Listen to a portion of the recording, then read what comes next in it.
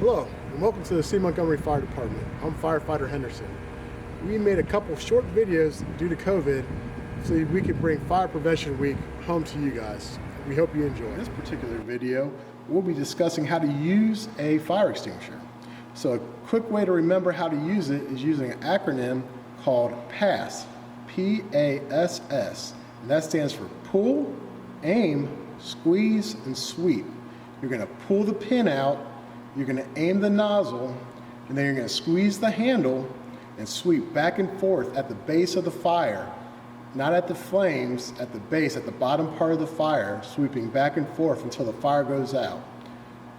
Okay, so we're going to use that PASS acronym.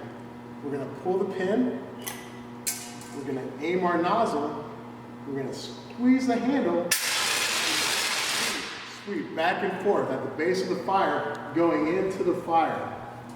Okay, so we're going to pull the pin, we're going to aim the nozzle, we're going to squeeze the handle, we're going to pull it back and forth until the fire is out. Spraying at the base of the fire.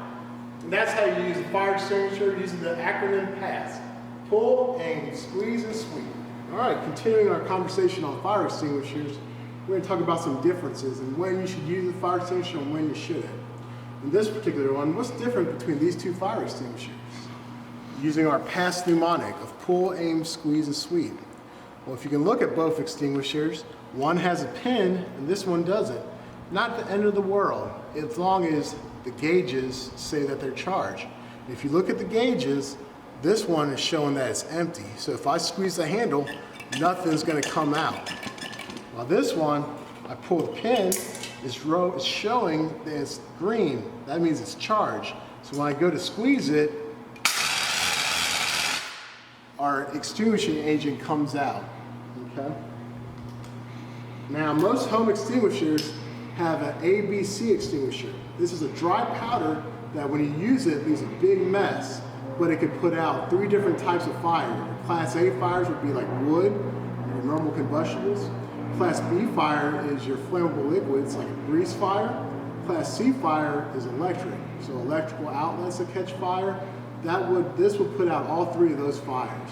And it's good to have these tested per the manufacturer's recommendation.